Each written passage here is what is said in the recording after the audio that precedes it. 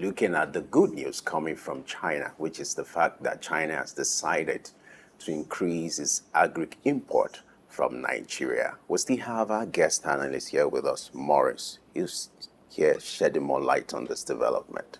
Glad to know you're still here with us. Thank you. Now, according to the Nigeria Bureau of Statistics, Nigeria embarked on agric import recently to the tune of about 572 billion naira. Now, I want us to identify the peculiar challenges Nigeria is battling with when it comes to agric import. Talks about supply chain, standardization, in terms of infrastructure. Let's identify some of those challenges, peculiar challenges, and how this agreement between Nigeria and China will help to solve this problem, or should help to solve those problems. Yeah, okay. So,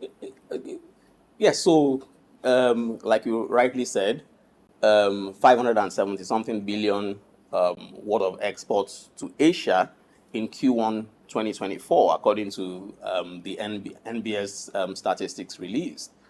If you take a granular look at that and examine that within the context of the challenges that we have, we should do a lot more. 500 and something billion worth of exports looks like a lot, but if you convert that to dollar terms or euro terms, it's really not significant. That's about 300 plus million euros worth of exports. A country like the Netherlands, again, sorry to say, 17 point something, less than 20 million people, and about 40,000 square kilometers of land. Nigeria is about 22 times the size of that country. 123.8 billion euros worth of exports for the whole of 2023. So yeah, so we did a lot, but we can do a lot more. What are the challenges, like you have asked? Standardization, like we mentioned. There is a huge problem with logistics, our infrastructure in country. There are institutional bottlenecks. The financial services system doesn't even seem to understand the dynamic of agriculture. What are the facilities available to the local producer of agricultural commodities, for instance, in the banks? You walk into a commercial bank and they're giving you a loan at 37% that you must repay over every month. You can't, you must match the structure of the facility with the transaction dynamic. So we need to really understand the peculiarities of agriculture and production. We need to solve this at the level of the kind of financing that we produce. We need to solve the infrastructural challenges. A lot of what is produced by the farmers don't get to market because of bad roads, right? Because of lack of storage. We don't have silos where we should have them. We don't have cooling systems where we should have them. We don't even have the electricity to supply, to support that. Petrol costs, diesel costs are very expensive. We don't have a walking rail system that links up the whole country. Although I hear that, the federal government recently commissioned a rail system from the south all the way to Kano. I need to verify that, but we need to do a lot more of that. We need to move our agriculture, through cargo. We need to use our waterways, right? We need to exploit the opportunities that are given to us by the Creator, to develop what we have. Nigeria shouldn't have we should be 10 times bigger than the Netherlands in terms of exports. If the Netherlands exported 123.8 billion euros worth of agricultural commodities in 2023, Nigeria should export at least 5 times that value. I want you to focus on this area. How do we channel the agreement with China now, the fact that China is interested in having this agreement with Nigeria towards tackling this problem? Yeah, so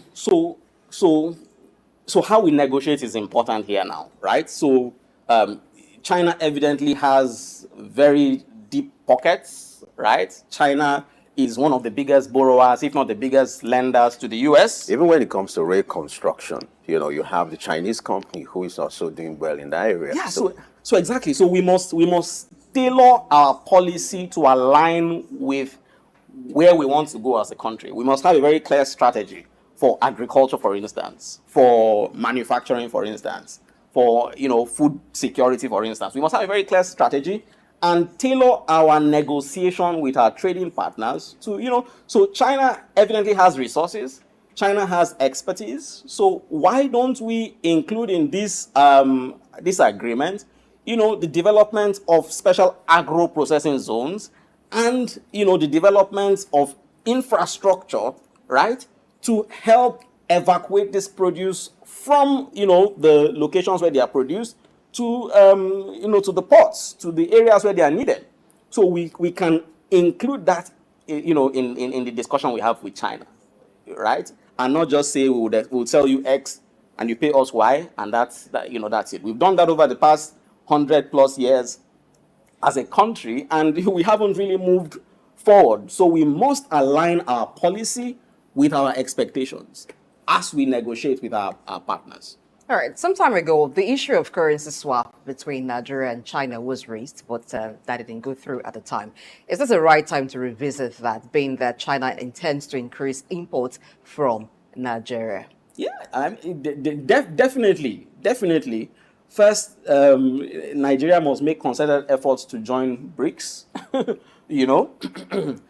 because that bloc is evidently looking at de-risking itself from the dollar. So a country like China and Nigeria can trade with their own currencies, rather than use third-party currency like the US dollar. So why not? This is definitely a time to revisit that, if it will help shore up the value of our naira, right, and keep it from free falling as it has been over the past couple of months. Now, in the area of addressing skills gap, when it comes to the manufacturing sector, you have some of this equipment for agri products that are being manufactured. Some of these spare parts are available in China. So what kind of agreement do you think should happen between Nigeria and China when it comes to transfer of knowledge or addressing the skills gap that exist in agri manufacturing? So that's a very, very brilliant point right there, because when we have negotiated in the past, we have not looked at the entire value chain. Take, for instance, Lagos State government's importation of BRT buses. Right? That's just an example, right? There was no plan for spare parts production locally. So what happens is that after a period, what you have is a junkyard of run-down equipment. So we must, as policy, look at the entire value chain. We want to expand our trade with a country like China. China has, technology. China has expertise. We can look at exchange of technology. We can look at exchange of expertise. We can look at empowerment or, reskilling, upskilling of people. So all of those should be part of the agreement that we sign. Rather than import, for instance, the equipment that will typically run some of these things, why can't we also look at producing them in Nigeria as an integral part of the agreement that we sign with this country, right? So that, there's technology transfer, there's knowledge transfer, and over a period, we can wean ourselves from over-reliance on importation of everything, right? De-risking ourselves from the shocks that can come with that. All right, let's look at the benefit for the farmers. Yes. So this opportunity presents more business for the farmers, but we sometimes have the issue of middlemen acting as the go-between between the farmers and the buyers of the products at the end of the day. What challenge would that be to the farmers in the ability to reap the gains of this patronage from China? Yeah, so if you take a granular look at our farming ecosystem, you find that the majority of smallholders have challenges with education. a lot of them have challenged with, they don't even have access to technology. They don't even have access to smartphones, right? They can't even afford to buy data, right? So clearly, if you introduce technology, you can empower the local smallholder farmer to appreciate the price at the final destination. So that empowers them to negotiate with the middleman if they must sell at the farm gate to the middleman. Right? If you have, as they say, knowledge is power. So if I know, as somebody producing, say, yams in Ogoja, right, that the yam in Lagos is 2,500 naira now, why would I sell it at 120 naira to the guy who would buy from me? You know, that empowers me to negotiate. So there are challenges with infrastructure. There are challenges with technology that we must resolve if we want to, you know, empower the farmers to maximize the opportunity that comes from expanded trade with our trading partners. All right. Now let's look at areas Nigeria needs to do some preparations, you know, as regards facilitating these export needs. Now, China has made this interest known that they want to increase agri import from Nigeria. What are areas you think Nigeria should focus its energy or preparation on to ensure its readiness for this deal? Brilliant. We must look at mass sensitization, right? That's one, but not necessarily in that order.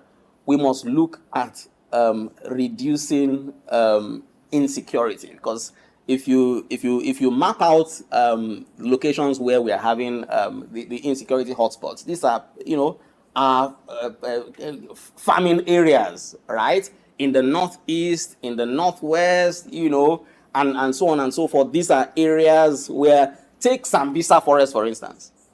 Sambisa Forest as a whole, that entire area in the northeast can, you know, probably compete with what is coming out of the Netherlands. But because of insecurity, that fertile plain, you know, can't be accessed for agriculture.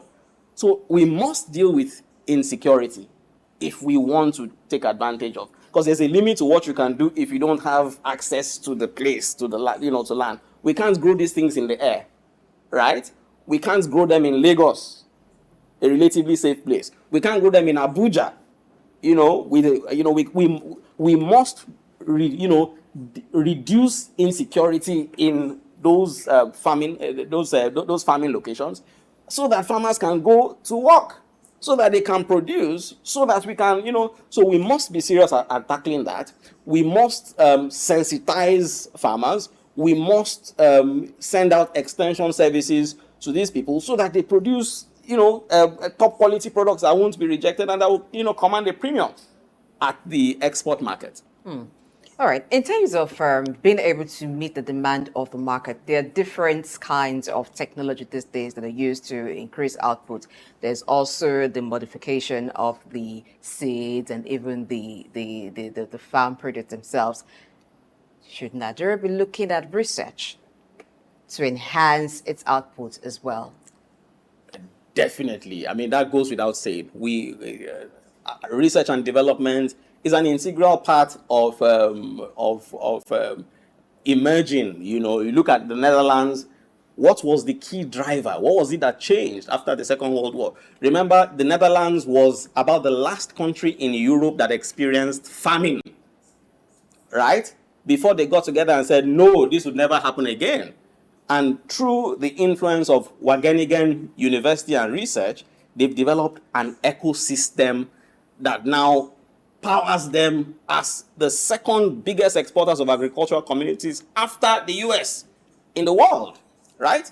So definitely, these are serious things that we must look at if we want to move forward.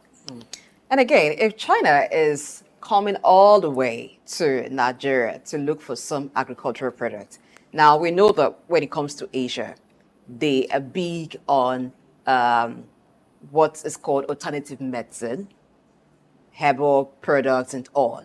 And some of the agricultural products that China, for instance, may be needing from Nigeria, may be spices, herbs, and things to help that industry as well.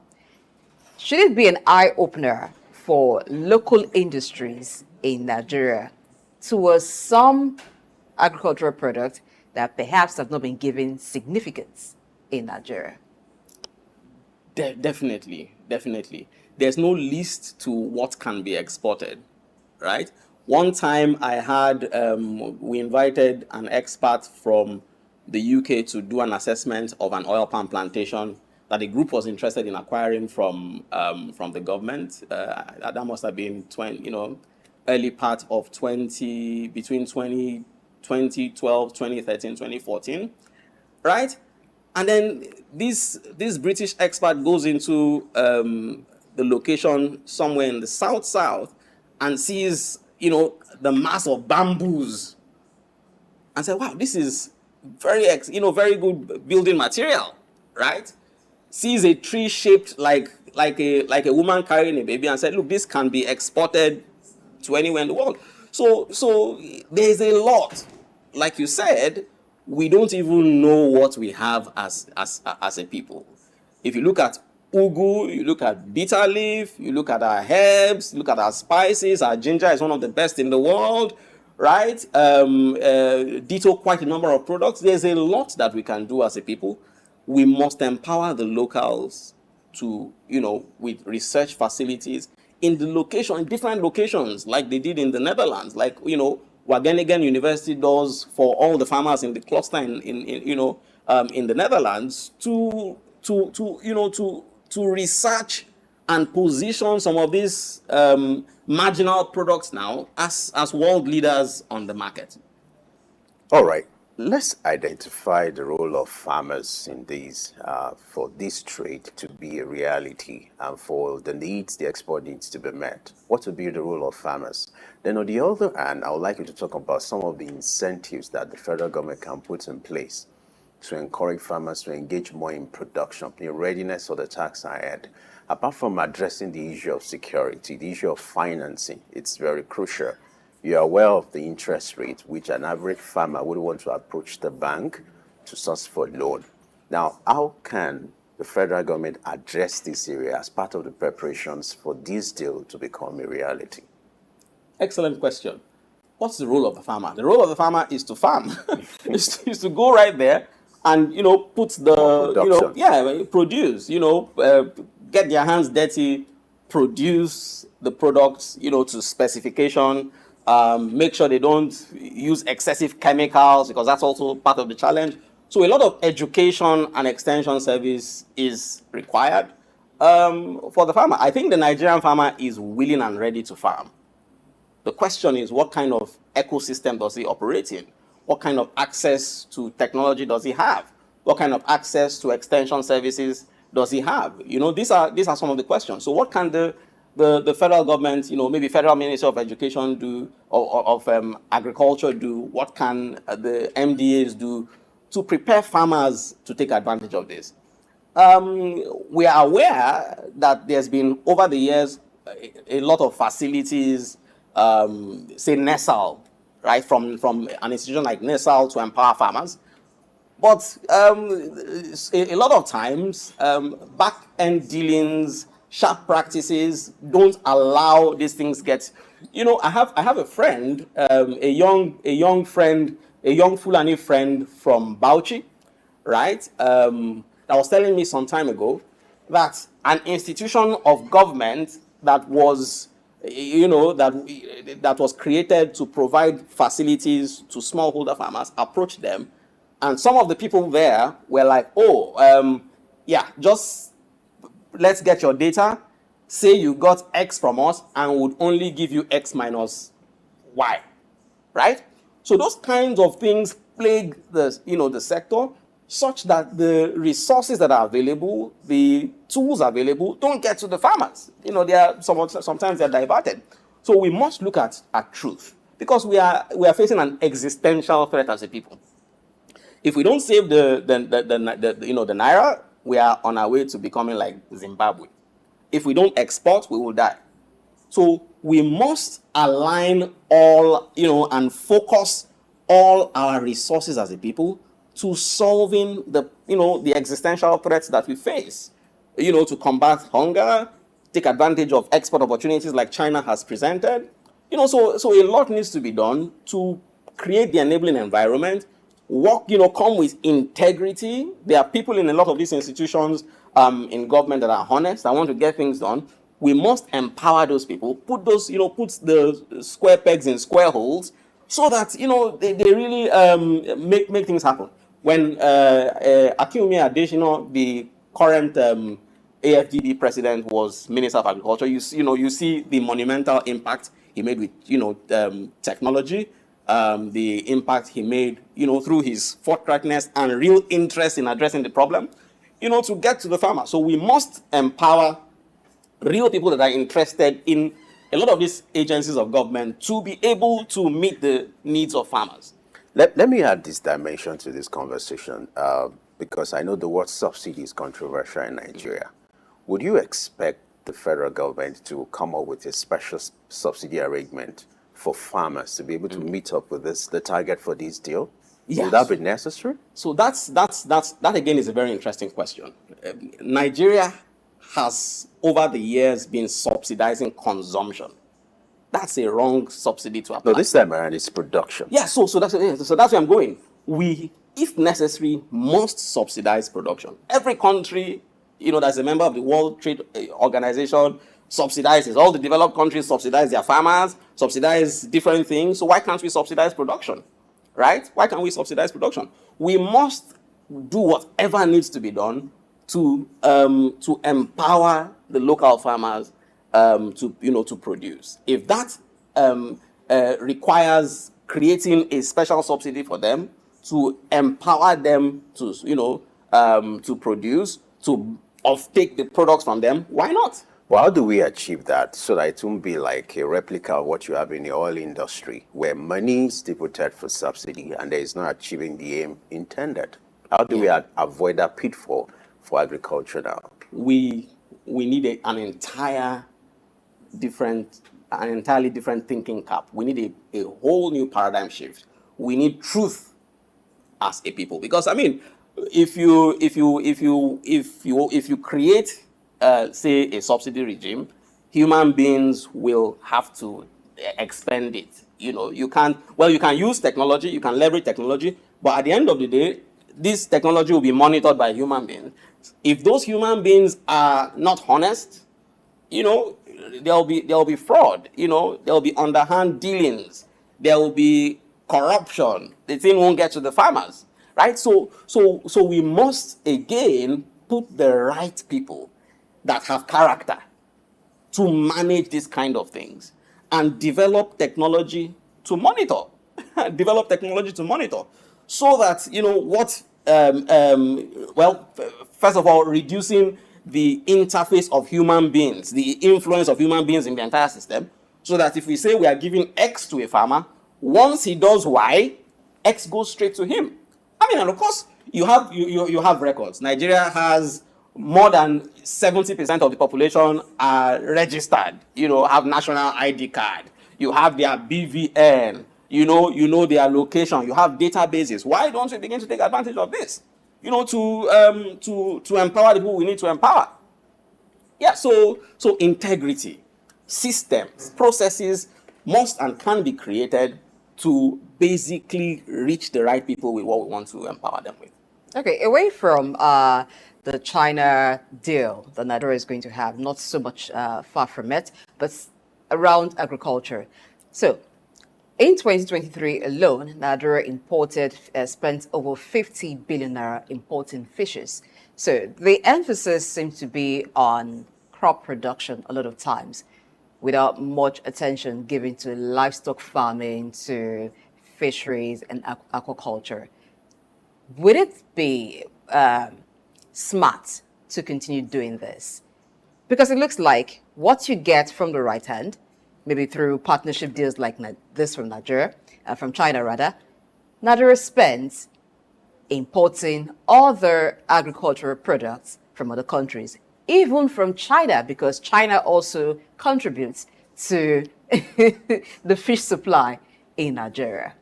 Yeah. What should be done to correct that narrative? Yeah, so diversification is important. Like I said, you mentioned fish. It's interesting. we produce a lot of fish in Nigeria, but the fish we produce is low quality, low value fish, catfish. That's the bulk of what we produce locally.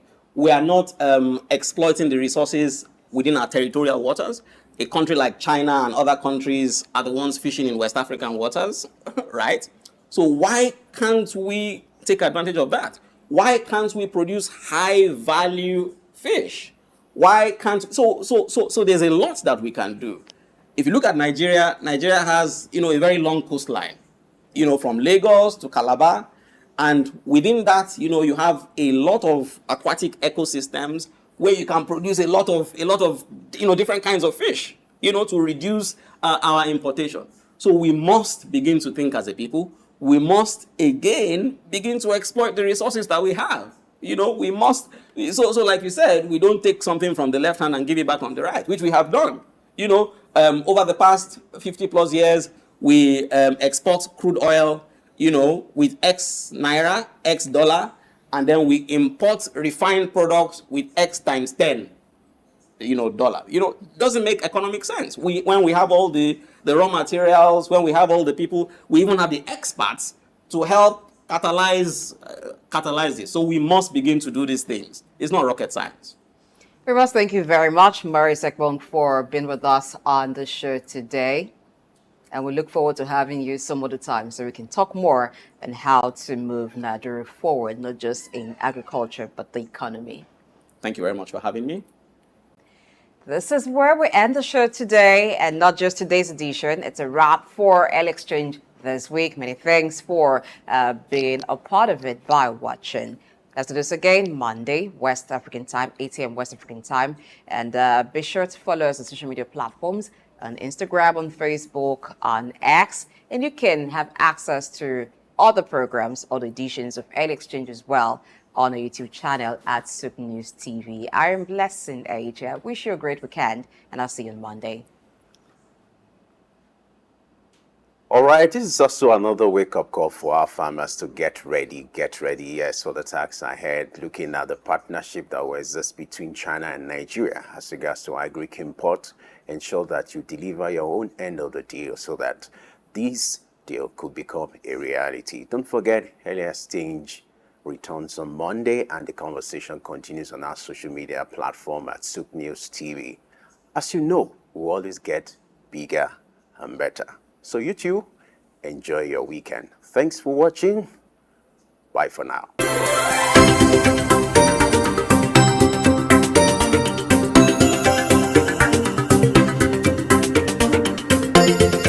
Early Exchange, shaping policy, advancing development.